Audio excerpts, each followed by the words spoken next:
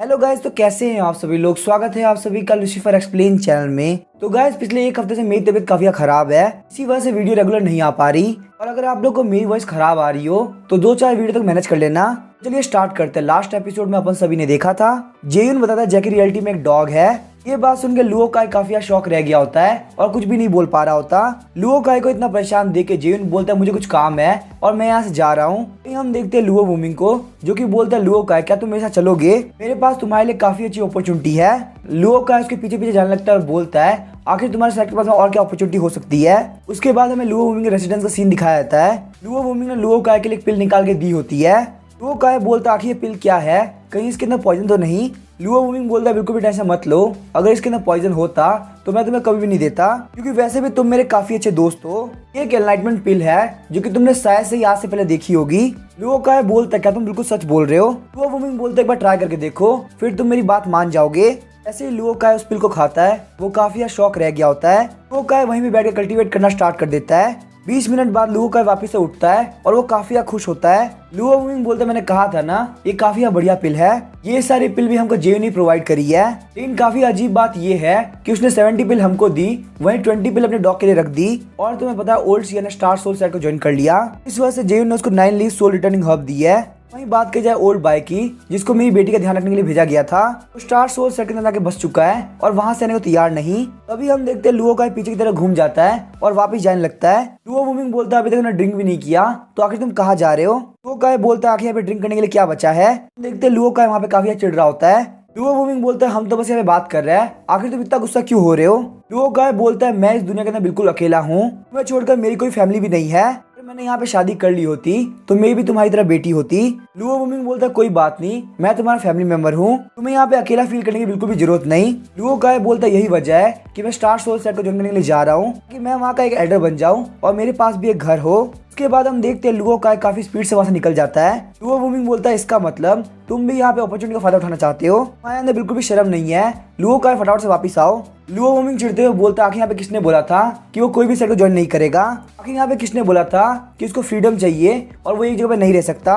वो काई तुम बहुत बड़े झूठे हो, तुम बिल्कुल भी अपनी बात पे नहीं रह रहे। हालांकि लुओ वूमिंग अपने दोस्त को बुरा भला बोल रहा होता है, लेकिन उसके मन के अंदर भी स्टार सोल सेट को ज्वाइन करने की काफी इच्छा थी। अगर वो यहाँ पे जेयुन के मास्टर का फादर नहीं होता तो वो बहुत पहले स्टार सोल सेट का एल्डर बन गया होता। लेकिन अचानक से हम देखते हैं लुओ वूमिंग को याद आता है कि उसे डिमोनिक बीस्ट एसेंस के बारे में 5 ग्रेट एल्डर्स को बताना है। वहीं हम देखते हैं जेयुन को जो कि काफी बोर हो रहा होता है और आराम से गाना गा रहा होता है। लेकिन अचानक से हम देखते हैं चैन हाउ वहाँ पे दरवाजे को किक मारते हुए एंटर करता है। चैन हाउ बोलता है ब्रदर मुझे पता है तुम्हें चीजों को बर्बाद करना काफी पसंद है, लेकिन तुमने जो यहाँ पे किया है वो बिल्कुल पागलपंती है। जेयुन बोलता है ब्रदर प्लीज शांत रहिए, देखिए आपने मेरे दरवाजे को तोड़ दिया। चैन हाउ बोलता है मुझे स्क्रिप्चर पॉइंट से पता चला है कि तुमने यहाँ पे पर्पल थंडर मैडलाइन को खाया, जो कि बहुत ही पावरफुल बीस्ट है। मुझे पता है तुम चीजों को वेस्ट करते हो, लेकिन ये बहुत ही गलत बात है। जेयुन बोलता है मुझे पता है वो बीस्ट काफी पावरफुल था, लेकिन सीन ये सच में उसका टेस्ट काफी अच्छा था। ये सारी बातें सुनकर चैन हाउ काफी परेशान हो गया होता है। उसे पता होता है कि वो यहाँ पे जेयुन को नहीं समझा सकता। उसके बाद हम देखते हैं चैन हाउ वहाँ चला जाता है। जेयुन बोलता है काफी गलत बात है, सीनियर यहाँ पे आए मेरा दरवाजा तोड़ दिया।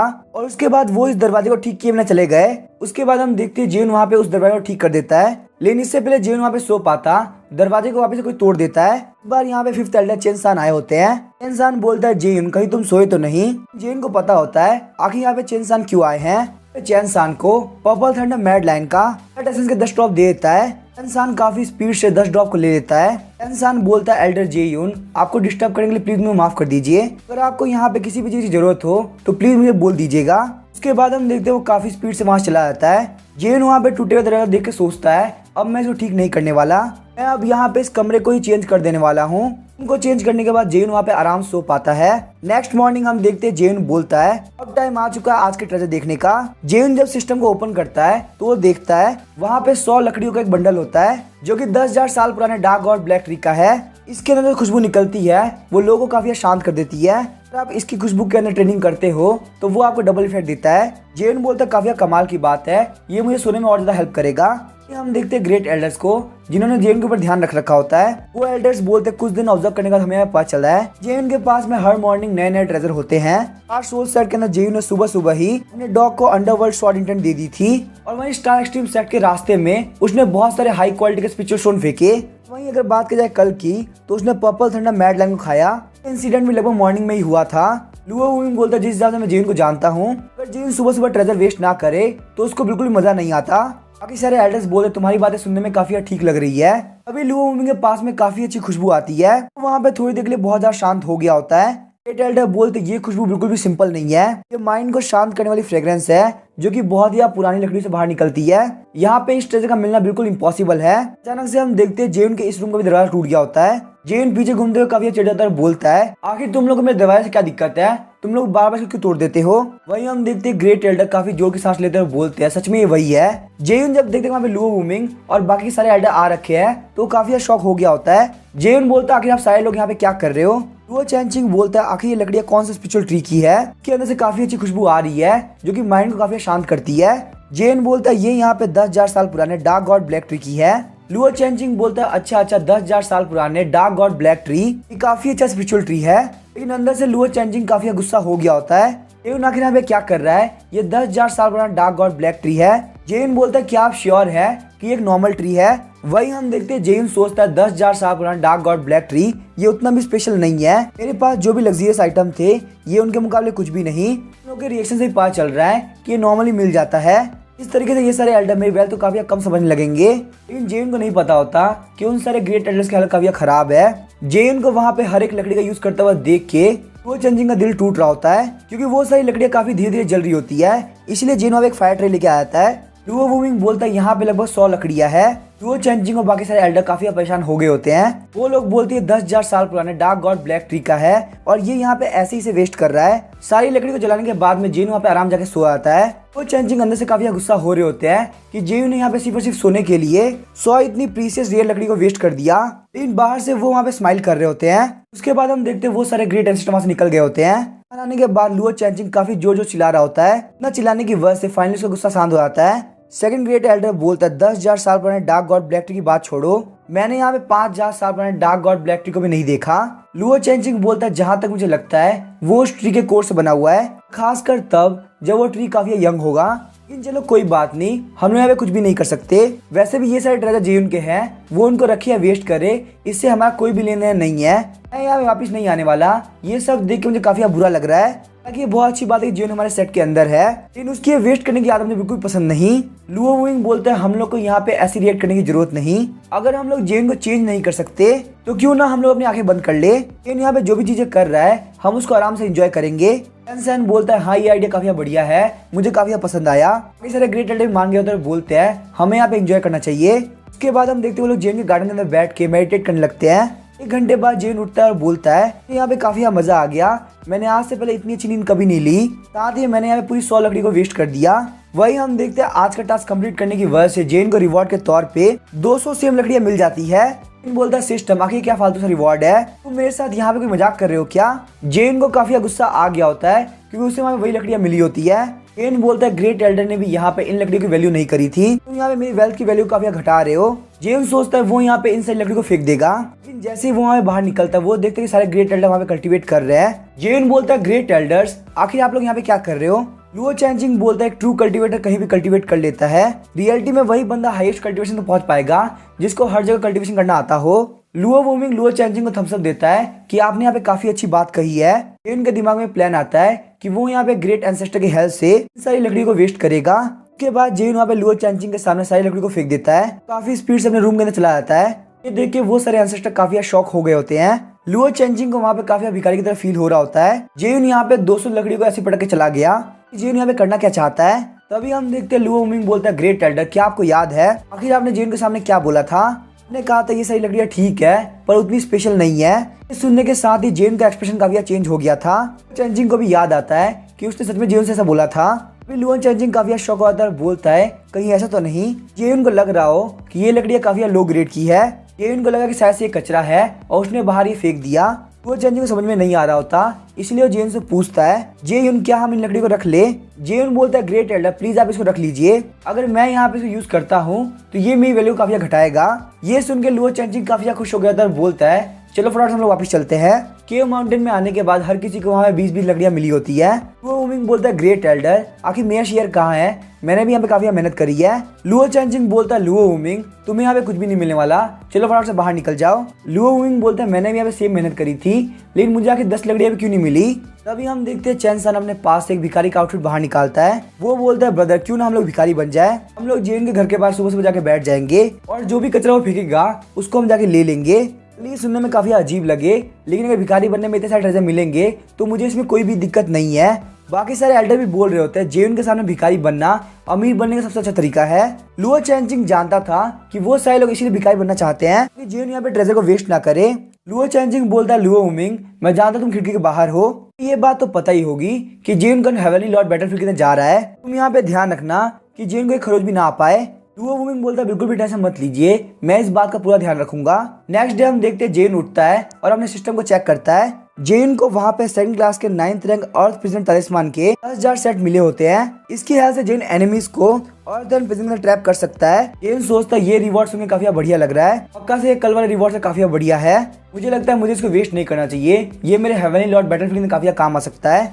हम देखते हैं लुओ चैनचिंग को जो कि जेन के घर के बाहर आ गया होता है। लुओ चैनचिंग सोचता है ये बच्चा यहाँ पे हेवनली लॉर्ड बैटलफील्ड में जाने वाला है, अगर मेरी किस्मत अच्छी रही तो मुझे थोड़ा बहुत कुछ मिल जाएगा। इस टाइम यहाँ पे लुओ चैनचिंग ने बाकी के 4 ग्रेट एल्डर को नहीं बताया था। वैसे भी यहाँ पे जेन के सामने भिखारी बनना काफी शर्म की बात होगी, तो वो यहाँ पे बाकी सारे ग्रेट एल्डर को ये शर्म का काम नहीं करने देगा। सारी बेइज्जती को वो अपने सर पे लेना चाहता है। लेकिन तभी वहाँ पे लुओ चैनचिंग देखता है कि वहाँ पे सेकंड ग्रेट एल्डर भी है, यहाँ तक कि सेकंड ग्रेट एल्डर के पास में कटोरा भी होता है जिससे वो जेन से भीख मांग सके। लुओ चैनचिंग बोलता है सेकंड ब्रदर तुम यहाँ पे भिखारी बनने के लेवल को काफी हाई लेके जा रहे हो, तुम्हारे लेवल को मैच करना काफी मुश्किल है, मैं यहाँ पे कोई भी कटोरा लेके नहीं आया। सेकंड ग्रेट एल्डर बोलता है बिग ब्रदर यहाँ पे हम एक काम कर सकते हैं, अगर हमको आज कुछ मिलता है तो हम आधा आधा बांट लेंगे। लुओ चैनचिंग बोलता है सेकंड ब्रदर तुम सच में काफी अच्छे इंसान हो।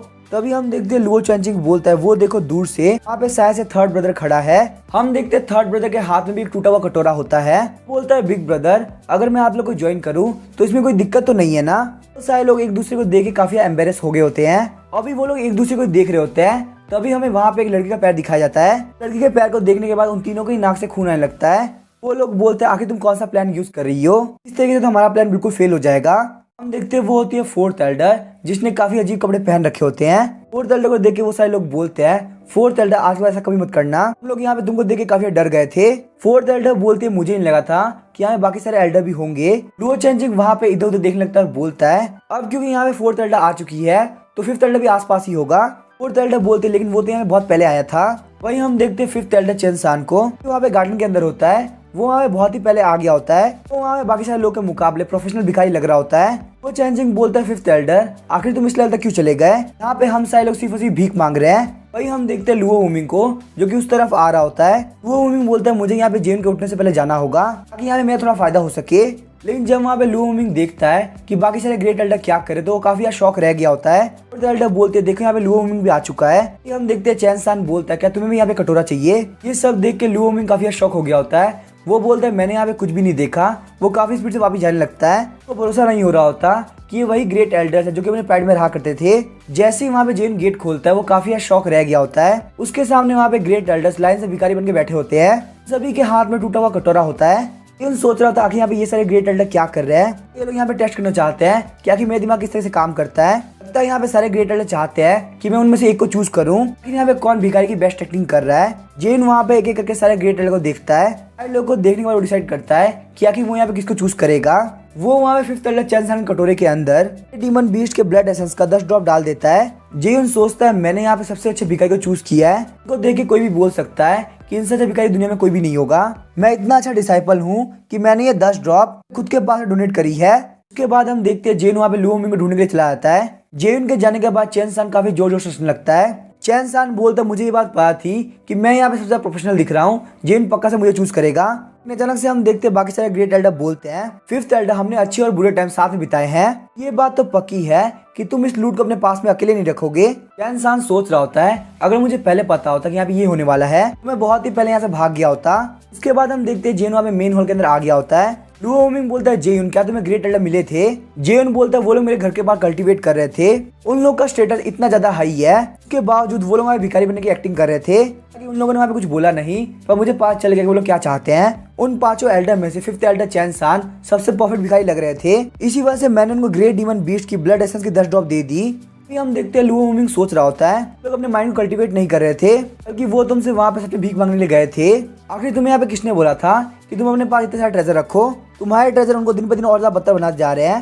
वो मिंग डिसाइड करता है कि वो यहाँ पे जेन को कुछ भी नहीं बताएगा। यहाँ पे जो भी चीजें हो रही है उन सभी को देख के काफी मजा आ रहा है। जेन काफी खुश होते हुए बोलता है, मास्टर क्या सारे लोग रेडी हो चुके हैं? आखिर हम लोग हेवनली लॉर्ड बैटलफील्ड की टेलीपोर्टेशन टावर के अंदर कब जाएंगे? लुओ वूमिंग बोलता है, सिर्फ हम दोनों वहाँ पे जा रहे हैं और कोई भी नहीं। उसके बाद जेन वहाँ चला जाता है। ग्रेट एल्डर जेन को जाते हुए देख के बोल रहे होते हैं, जेन यहाँ बस कुछ दिनों के लिए आया था पर हम उसको काफी मिस करेंगे। मुझे यहाँ पे नहीं लगता कि वो शायद से स्टार एक्सट्रीम सेट के अंदर आएगा, पक्का से डायरेक्टली स्टार सोल सेट के अंदर चला जाएगा। फोर्थ एल्डर बोलती है, क्यों ना हम लोग भी स्टार सोल सेट के अंदर चले जाए, वैसे भी यहाँ पे प्रोटेक्टिव एरिया हमेशा एक्टिव रहता है, स्टार एक्सट्रीम सेट के अंदर कोई भी दिक्कत कभी नहीं आएगी। लुओ चेंजिंग बोलता है, क्या तुम्हारे बिल्कुल भी शर्म बाकी नहीं है? पहले तो यहाँ पे तुम लोग भिखारी बन गए और अब तुम लोग यहाँ पे जेन के पीछे पीछे स्टार सोल सेट के अंदर जाना चाहते हो। लेकिन वहीं हम देखते हैं चैन सान को, जिसने ऑलरेडी पैकिंग कर ली होती है। चैन सान जाते हुए बोलता है, ब्रदर मैं स्टार सोल सेट के लिए निकल रहा हूँ, आप लोग यहाँ पे स्टार एक्सट्रीम सेट का ध्यान रखना। ये सब देख के लुओ चेंजिंग काफी गुस्सा हो गया होता है। वो अपने ऑरा को रिलीज करते हुए बोलता है, कोई भी सेट से बाहर नहीं जाएगा, तुम लोग सेट से बाहर गए तो तुम लोग को पता है मैं क्या कर सकता हूँ। लुओ चेंजिंग को गुस्से में देख के सारे ग्रेट एल्डर काफी डर गए होते हैं। वो लोग सोचते लगता है हमने यहाँ पे ज्यादा कर दिया, हम लोग को चुपचाप से बैठ जाना चाहिए। वहीं हम देखते हैं जेयुन बोल रहा था, काफी अजीब बात है, यहाँ पे रास्ते के अंदर ना तो कोई कल्टीवेटर मिला और ना ही कोई बीस्ट मिला। मैंने जो स्टार सोल सेट के अंदर देखा था उसके मुकाबले काफी अजीब है। लुओ वूमिंग बोलता है, ऐसा हो सकता है कि कल्टीवेटर ने अपने प्रैक्टिस के लिए यहाँ के सारे बीस्ट को मार दिया हो, लेकिन यहाँ पे हेवनली लॉर्ड बैटलफील्ड के बीस्ट काफी स्ट्रॉन्ग होते हैं, उनको बिल्कुल भी नॉर्मल बीस्ट की तरह मत समझना। अगर तुम्हें यहाँ पे कोई भी कल्टीवेटर नहीं दिख रहा तो इसकी वजह ये हो सकती है, जियांडियन कॉन्टिनेंट बहुत ज्यादा बड़ा है। लेकिन अचानक से हम देखते हैं उन लोग के सामने एक रेड हेयर वाली लड़की आ गई होती है। वो लड़की बोलते, क्या तुम दोनों यहाँ पे मुझे थोड़ी देर के लिए एंटरटेन कर सकते हो? लुओ वूमिंग बोलते, ये एक बहुत ही पावरफुल डीमन है, जेयुन तुम यहाँ से भाग जाओ, मैं इसको संभालता हूँ। वो डीमन बोलते, तुम लोग यहाँ से नहीं जा सकते, तुम लोग को मुझे यहाँ पे एंटरटेन करना है। उसके बाद हम देखते हैं वो वहाँ पे उन लोगों के ऊपर अटैक कर देती है। उस डीमन ने वहाँ पे उन लोगों का रास्ता ब्लॉक कर दिया होता है, जिस वजह से वो लोग नहीं भाग सकते। वो वूमिंग बोलता है, जैसे कि मैंने सोचा था, ये डीमन यहाँ पे ट्रिबुलेशन रियलम के 9th लेवल पे है। वो डीमन बोलती है, मैं तुम लोग को यहाँ पे एक ऑफर देती हूँ, तुम लोग मुझे कोई ऐसी चीज देते हो जो कि काफी इंटरेस्टिंग होती है, तो मैं तुम लोग को यहाँ जाने दूंगी। लुओ वूमिंग को वहाँ पे डीमन की बातों भरोसा नहीं होता, वो वहाँ पे फाइट करने के लिए तैयार हो गया होता है। जैसे वो अटैक करने वाला होता है, देखता है बहुत सारे ब्लड एसेंस के ड्रॉप डीमन की तरफ जा रहे हैं। ये सब यहाँ पे जेयुन ने किया होता है। इतने सारे ब्लड एसेंस के ड्रॉप को देख के वो डीमन भी काफी शॉक हो गई होती है। वो वूमिंग बोलता है, जेयुन क्या तुम्हारा दिमाग खराब हो चुका है? वो यहाँ पे ट्रेजर लेने के बावजूद हमें यहाँ से नहीं जाने देगी। हंसते हुए बोलता है, अगर वो हमको धोखा देती है तो ये हमारे लिए काफी बढ़िया रहेगा, एक नॉर्मल बीस्ट है, हमें यहाँ पे इतना टेंशन की जरूरत नहीं। तब देख के लुओ वूमिंग काफी शॉक रह गया होता है और बोलता है, क्या तुम्हारे पास कोई ट्रम्प कार्ड है? आखिर तुम इतने कॉन्फिडेंट कैसे हो? हम देखते वो डीमन काफी डर गई होती है। वो सोचती है अगर मैं यहाँ पे कोई भी गलती नहीं कर रही, ऐसे ये ब्लड एसेंस बहुत ही पावरफुल डीमन का है, जिसने यहाँ पे 9 थंडर स्ट्राइक को झेल रखा हो। और वहीं बात की जाए मेरे लेवल की, तो मैंने अभी तक सिर्फ और सिर्फ 2 स्ट्राइक को झेला है। आखिर इन लोगों के पास में इतना पावरफुल ट्रेजर कैसे हो सकता है? मेरे हिसाब से इन लोग के बैकअप में बहुत ही पावरफुल बंदा है, यहाँ पे इन लोगों से पंगा नहीं लेना चाहिए। डीमन बोलती है, मुझे ब्लड एसेंस काफी पसंद आया, अब मैं यहाँ से जा रही हूँ। वो वूमिंग वहाँ जाने के लिए रेडी हो गया होता है। बोलता है, हम लोग के सामने एक बहुत ही पावरफुल डीमन आई है, कम से कम हम लोग को इसकी पावर तो चेक करनी चाहिए। वो वूमिंग बोलता है कि तुम क्या फालतू बात कर रहे हो, तुम्हें यहाँ पे उसको प्रोवोक नहीं करना चाहिए। उसके बाद हम देखते हैं जेयुन अपने पास से 50 ड्रॉप बाहर निकालता है। जेयुन बोलता है, डीमन अगर तुम मुझे यहाँ मार देती हो तो ये सारे ड्रॉप तुम्हारे हो जाएंगे। जेयुन सोच रहा होता है, मैंने अभी तक किसी बड़े खतरे का सामना नहीं किया, इसीलिए सिस्टम के गार्ड स्क्वाड का सामना होने का मौका ही नहीं मिला। अगर ये डीमन मेरे ऊपर अटैक करती है तो मैं यहाँ पे पहली बार गार्ड स्क्वाड को देख पाऊंगा। बोलता है, क्या हुआ, तुम मेरे ऊपर अटैक नहीं कर रही, तुम्हें यहाँ पे ब्लड एसेंस की 50 ड्रॉप नहीं चाहिए?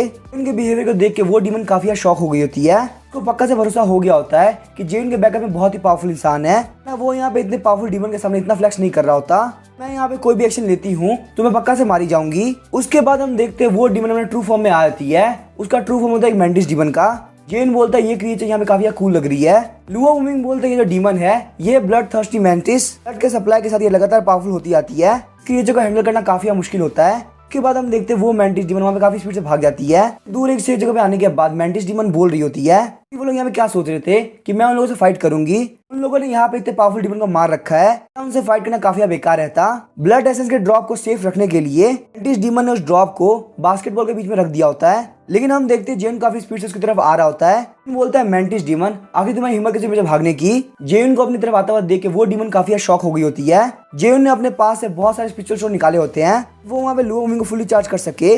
लुओ वूमिंग ने भी अपनी स्पीड को काफी बढ़ा दिया होता है। डीमन रोते हुए बोलते, क्या तुम दोनों का दिमाग खराब हो चुका है? तुम लोगों से फाइट नहीं करनी, आखिर तुम लोग मेरे पीछे पीछे क्यों आ रहे हो? जेयुन बोलता है मेंटिस डीमन, आखिर तुम यहाँ से भाग क्यों रही हो? तुमसे यहाँ पे रियल फाइट करनी है। मैं तुमसे हार जाता हूँ तो तुम जो चाहो वो कर सकती हो, अगर मैं तुमसे जीत जाता हूँ तो तुम मेरी बैटल पैट बनोगी। डीमन काफी डर गई होती है और बोलती है मुझे कोई भी फाइट नहीं करनी, ताकि जेन उसके पीछे ना आए, इसीलिए उसने ब्लड ड्रॉप भी फेंक दी होती है। हम देखते हैं लुओ हुमिंग बोलता है वो काफी स्पीड से भाग रही है, मैं उसको पकड़ नहीं सकता। जेन यहाँ पे इतनी जल्दी हार नहीं मानना चाहता, वो बोलता है मुझे उस डीमन की तरफ फेंक दो। उसके बाद हम देखते हैं लुओ हुमिंग जेन को काफी स्पीड से उस तरफ फेंक देता है। बहुत ही कम टाइम के अंदर जेन यहाँ पे डीमन के पीछे पहुंच गया होता है। मेंटिस डीमन बोल रही है तुम मेरे पास मत आना, तुम मुझसे दूर रहो, मुझे तुमसे यहाँ पे कोई फाइट नहीं करनी। तभी हम देखते हैं सिस्टम को लगता है कि जेन काफी बड़े खतरे में है। अचानक से वहाँ पे आसमान के अंदर एक क्रैक पड़ने लगता है। क्रैक को देख के लुओ हुमिंग और डीमन दोनों ही काफी शॉक हो गए होते हैं। उस क्रैक के अंदर से एक बहुत ही पावरफुल फिगर बाहर निकलता है। पावरफुल बंदा बोलता है इस जगह पे काफी शोर है, बताया था यही है सिस्टम का गॉडली गार्ड स्वॉर्ड। इनके बाद ही गार्ड स्वॉर्ड बोलता है मास्टर प्लीज मुझे माफ कर दीजिए, यहाँ पे आने में काफी देरी हो गई। वही हम देखते हैं जेन को जो कि डीमन के ऊपर बैठा होता है। जेन बोलता है कोई बात नहीं, तुम यहाँ पे टाइम रहते आ गए हो। गार्ड स्क्वाड वहाँ पे स्पेस को स्टेबल कर देता है, जिस वजह से जेन भी आसमान के अंदर खड़ा हो पा रहा होता है। जेन बोलता है क्या तुम गॉडली गार्ड स्क्वाड के एक मेंबर हो?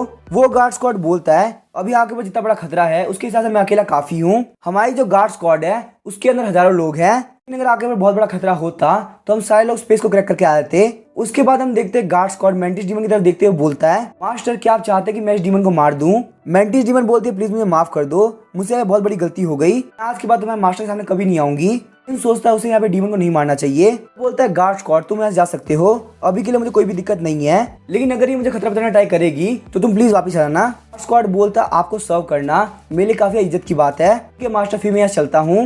उसके बाद जेन डीमन की तरफ देखता है और बोलता है अब तुम्हारे सामने दो चॉइसेस है, फिर तुम मेरी बैटल पैट बन जाओ या फिर मैं तुम्हें मार दूंगा।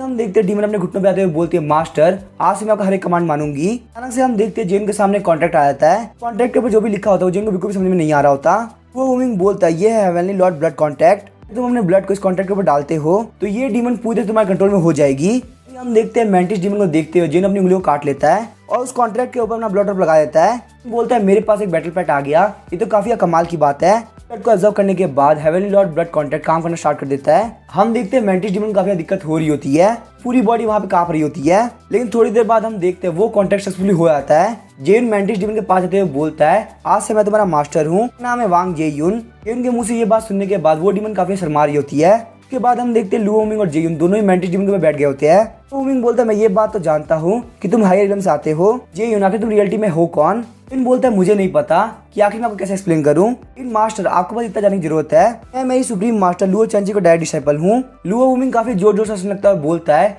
चैनची तुमने यहाँ पे काफी अच्छा काम किया, डायरेक्ट डिसाइपल सच में काफी काम का है।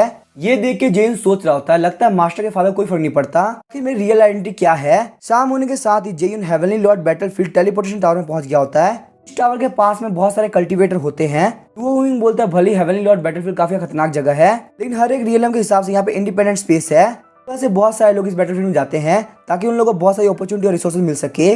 जेन सोचता वैसे मेरी पावर काफी अच्छी है, मैंने सेम रियल के 200 लोगों को हरा दिया था, लेकिन क्या फिर भी बैटलफील्ड के अंदर गार्ड स्क्वाड में प्रेयर करने के लिए आ सकता है? हम बोलता है आपको बिल्कुल भी टेंशन लेने की जरूरत नहीं, गार्ड स्क्वाड के ऊपर बैटलफील्ड के कोई भी लॉ नहीं लगते तो वो इजीली वहाँ पे आ सकता है। ये सुन के जेन काफी खुश होता है, सोचता है ये सिस्टम सच में काफी कमाल का है, यहाँ पे आप बहुत इजीली एक्सप्लोर कर सकता हूँ। बोलता है मैं यहाँ पे अकेले जाने वाला हूँ, मुझे किसी और की जरूरत नहीं है। इस डीमन तुम एक काम करो, तुम मास्टर को वापस सेट करना छोड़ दो। वही हम देखते हैं लुओ हुमिंग काफी खुश होता है और सोच रहा होता है टेल्डो को ये बात बताने में काफी मजा आएगा कि एक ऐसी डीमन जिसने 2 थंडर स्ट्राइक को झेल रखा हो हमारे सेट को ज्वाइन कर रही है। फ्यूचर के अंदर हमारा सेट बहुत ज्यादा आगे बढ़ने वाला है। उसके बाद हम देखते हैं जेन वहाँ पे हेवनली लॉर्ड बैटलफील्ड के अंदर एंटर कर गया होता है। हालांकि जेन ने जैसे सोचा था उसके मुकाबले हेवनली लॉर्ड बैटलफील्ड काफी अलग है। हम देखते हैं जेन को पेड़ के ऊपर से आवाज आती है ब्रदर क्या तुम यहाँ पहली बार हेवनली लॉर्ड बैटलफील्ड के अंदर आए हो? जेन बोलता है हाँ मैं हेवनली लॉर्ड बैटलफील्ड के अंदर पहली बार आया हूँ। तभी हम देखते हैं पेड़ के ऊपर से एक मोटा बंदा उतरता है, बोलता है बंदे का नाम होता है लीफे। लीफे बोलता है ब्रदर आप यहाँ पे पहली बार आए हो, आपको हेवनली लॉर्ड बैटलफील्ड के बारे में कुछ भी नहीं पता होगा, मैं यहाँ पे आपको गाइड कर सकता हूँ, मैं हेवनली लॉर्ड बैटलफील्ड के अंदर काफी बार आ चुका हूँ। जेन बोलता है मैं यहाँ पे की एक्टिवेशन रीजन के पीक पे हूँ। उसके बाद हम देखते हैं वो दोनों एक दूसरे की तरफ देखते हैं और एक दूसरे से फिस्ट मिलाते हुए टीम अप कर लेते हैं। लीफेस सोच रहा था तुम सारे क्वेश्चन के आंसर इतने सिंपली दे रहे हो, इसका मतलब पक्का है तुम्हारे पास काफी अच्छा ट्रम्प कार्ड होगा। वही हम देखते हैं जेन को भी पता होता है कि लीफेस को फायदा उठाना चाहता है। जेन को यहाँ पे खुद की सेफ्टी की टेंशन करने की जरूरत नहीं, उसके पास यहाँ पे गार्ड स्क्वाड है, वैसे भी यहाँ पे ये सब करके काफी मजा आएगा। जेन सोचता है इस वर्ल्ड में आने के बाद से ही मैंने आज तक कभी किसी को नहीं मारा, मैंने मानवास के अंदर देखा है हीरो बहुत सारे लोगों को मार देता है। लीफे बोलता है हम दोनों साथ में चलते हैं और जो भी रिसोर्सेज दिखेंगे उसको हम लोग यहाँ 50-50 बांट लेंगे, जेन बोलता है ठीक है, मुझे इसकी तो कोई भी दिक्कत नहीं है। फिर सोच रहा होता है मुझे यहाँ पे जेन को टेस्ट करना होगा, अगर ये बंदा स्ट्रांग निकला तो मैं इससे टीम अप कर लूंगा, लेकिन अगर ये यहाँ पे वीक निकल गया तो जो भी होगा उसके लिए मुझे ब्लेम करने की जरूरत नहीं है। वही हम देखते हैं लीफ है जेन को आयरन बैक रैट के पास लेके आ गया होता है, वो उसकी स्ट्रेंथ को चेक कर सके। वहाँ पे कम से कम 300 रैट्स होते हैं, उनकी स्ट्रेंथ 5th स्टेज से 8th स्टेज तक की एक्टिवेशन रिलम तक होती है। फिर बोलते चलो देखते हैं जेन आखिर तुम यहाँ पे क्या कर पाते हो। उसके बाद हम देखते हैं जेन अपने पास से और प्रिजनर तलिस्मान बाहर निकालता है। यहाँ पे इतने सारे तलिस्मान को देख के लीफ काफी शॉक हो गया होता है। लीफ बोलता है कि तुम्हारे पास इतने सारे तलिस्मान क्या कर रहे हैं, और ये सारे ही तलिस्मान 9th रैंक की 2nd ग्रेड पे है। जेन बोलता है मैं यहाँ पे काम को इजी करना चाहता हूँ, इसीलिए मैंने तलिस्मान को बाहर निकाला है। ये सब देख के लीफ काफी शॉक हो गया होता है। हम देखते हैं आयरन बैक रैट्स को जो कि वहाँ पे काफी मजे कर रहे होते हैं। अचानक से उन लोगों के ऊपर तलिस्मान से अटैक होता है और वहाँ पे काफी बड़े बड़े धमाके हो रहे होते हैं। उसके बाद हम देखते हैं जेन एक एक करके सबको मार देता है। लीफ बोलता है ये यहाँ पे इतनी इजीली रैट्स को मार रहा है, ऐसा लग रहा है जैसे कि यहाँ पे कोई गेम चल रहा हो। इसने यहाँ पे 300 रेयर तलिस्मान वेस्ट कर दिया ताकि वो यहाँ पे रैट्स को मार सके। सारे रैट्स को मारने का जेन बोलता है ब्रदर ली आखिर तुम्हें क्या लगता है, क्या मैं पावरफुल हूँ या नहीं। वही हम देखते हैं लीफ काफी शौक होता है और सोच रहा होता है बंदे ने यहाँ पे फाइट नहीं करी बल्कि वेल्थ का शो ऑफ किया। अगर मैं अपनी फुल स्ट्रेंथ को भी यूज कर लूँ तो ही मैं एक तलिस्मान को झेल नहीं पाऊंगा। उसके बाद हम देखते हैं जेन वहां जाने लगता है, तभी लीफ बोलता है अब तुम यहाँ के डीमन कोर को नहीं लेने वाले, ये काफी वैल्यूबल होते हैं। भले ये सारे रैट मॉन्स्टर काफी लो रैंक के हैं, फिर भी इनका कोर काफी वैल्यूबल है। बोलता है ब्रदर ली क्या आपके पास पैसों की इतनी कमी है, अगर यहाँ पे ऐसी बात है तो आप इन सारे डीमन कोर को रख सकते हो। लीफ सोच रहा था जेन पक्का से एक्टिंग कर रहा है, उसके पास इतने पैसे नहीं हो सकते, उसके पास इतने पैसे होते तो आगे वो हेवनली लॉर्ड बैटलफील्ड में क्यों आता। तुम भी यहाँ पे रिसोर्सेज के लिए आए हो, चलो देखते हैं कि तुम कितनी देर तक एक्टिंग करते हो। उसके बाद हम देखते हैं काफी स्पीड से वहाँ पे एक बंदा आता है, वो बोलता है अगर तुम लोग को मरना नहीं है तो ये सारे डीमन कोर मुझे दे दो। जेन सोचता कि यहाँ पे ये कौन बंदा है जो कि मुझसे चोरी करने का ट्राई कर रहा है, फटाफट से मेरे ऊपर अटैक करो, मैं तुमसे यहाँ पे डील करूंगा। उसके बाद हम देखते हैं जेन उसके बाद बहुत से तलिस्मान से अटैक कर देता है। अटैक करने वाला बंदा काफी शॉक हो गया होता है और बोलता है तुमने यहाँ पे अभी 300 तलिस्मान यूज किया, फिर भी तुम्हारे पास और तलिस्मान कैसे हो सकते हैं। लेकिन इससे पहले वो रिएक्ट कर पाता, वो वहाँ पे फंस चुका था। फिर हम देखते हैं वो बंदा वहाँ बहुत ही मुश्किल से तलिस्मान से बच गया होता है, पर जैसे ही वो जेन की तरफ देखता है जेन के पास में और बहुत सारे तलिस्मान होते हैं। फिर सोच रहा होता है ये तो बहुत अच्छी बात है मैंने जेन को प्रोवोक नहीं किया, वरना यहाँ पे जेन मेरे ऊपर तलिस्मान यूज कर रहा होता। लेकिन हम देखते हैं वो चोर वापस से बच गया होता है, वो बोलता है तलिस्मान यूज करके फाइट करना काफी बेकार है, तुम्हारे अंदर हिम्मत है तो डायरेक्टली फाइट करो। उसके बाद हम देखते हैं जेन अपनी शॉट बाहर निकालता है और बोलता है एक बहुत ही छोटे क्रिएचर हो, तुम्हारी कोई भी हद नहीं कि मैं तुमसे फाइट करूं। फिर सोच रहा होता है मुझे यहाँ पे जेन ने बेवकूफ बना दिया, मुझे लगा था जेन एक बहुत ही भोला वाला इंसान है जिसको बेवकूफ बनाना काफी आसान होगा, लेकिन असलियत में जेन एक बहुत ही रूथलेस इंसान है जिसको कंट्रोल करना बहुत ही ज्यादा मुश्किल है। उसके बाद हम देखते हैं जेन वहाँ पे लीफ को बहुत सा तलिस्मान देता है, बोलता है ब्रदर ली तुम जब भी खतरे में हो तो तुम इस तलिस्मान को यूज कर सकते हो। अपने हाथ में इतने सारे तलिस्मान को देख के लीफ सोच रहा होता है कि जेन यहाँ पे एक्टिंग नहीं कर रहा था, बल्कि जेन सच में बहुत ही अमीर इंसान है। यही वजह कि जेन यहाँ पे डीमन कोर की बिल्कुल वैल्यू नहीं कर रहा, क्योंकि उसके पास बहुत सारे अच्छे ट्रेजर पड़े हुए हैं। जेन सोचता नया दिन होने से पहले सिर्फ उसी 5 घंटे बाकी है और मुझे अभी 9000 तलिस्मान और यूज करने हैं, मुझे यहाँ पे जल्द से जल्द इन सारे तलिस्मान यूज करना होगा। उसके बाद हम देखते हैं जेन और लीफ मिलके सारे तलिस्मान यूज कर लेते हैं। टास्क कंप्लीट होने के साथ ही जेन को वहाँ पे 1000 पॉइंट मिले होते हैं, साथ ही में एक्स्ट्रा रिवॉर्ड के तौर पे 100 एनलाइटमेंट पिल भी मिली होती है। वहाँ पे थक के जमीन में गिर गया होता है। जेन सोचता है इतने सारे तलिस्मान खर्च करके काफी मजा आ गया। लीफ बोलता है जेन तुम्हारा थैंक यू, तुमने मेरी काफी हेल्प करी, मैं अपनी लाइफ के अंदर इतना प्रॉफिट कभी नहीं बनाया था जितना मैंने एक रात के अंदर बना लिया।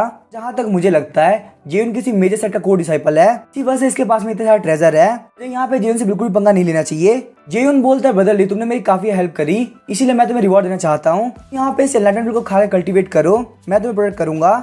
लीफ उस पिल को देख के सोच रहा होता है कहीं इस पिल के अंदर पॉइजन तो नहीं, लेकिन जेन के पास में बहुत ज्यादा वेल्थ है, मेरे ऊपर कभी एक ट्रेजर से अटैक नहीं करेगा। उसके बाद हम देखते हैं लीफ एनलाइटमेंट को खा लेता है, क्योंकि वैसे भी लीफ को मार के जेन को कुछ भी नहीं मिलने वाला। पहले से ही जेन को मुझे मारना होता तो वो मेरे साथ इतना अच्छा बिहेव नहीं करता, वैसे ही मैं बिल्कुल भी जेन का मैच नहीं हूँ, वो मुझे बहुत इजीली हरा सकता है। लीफ के पिल खाने के साथ ही उसे काफी अजीब सा फील होता है। उसके बाद हम देखते हैं लीफ वहाँ बैठ कर कल्टीवेट करना स्टार्ट कर देता है। इन बोलता है ब्रदर ली तुम बिल्कुल भी टेंशन मत लो, तुम्हारे ऊपर कोई भी खतरा नहीं आएगा। मेन बात तो ये थी अगर जेन को बहुत सारे एनलाइटमेंट पिल नहीं मिली होती तो मैंने बिल्कुल भी ये पिल लीफ को नहीं दी होती। हालांकि मैंने यहाँ बहुत सारी पिल जैकी के लिए बचा के रखी है, लेकिन अगर ये बात जैकी को पता चल जाए तो वो ये पिल खाने से मना कर देगा।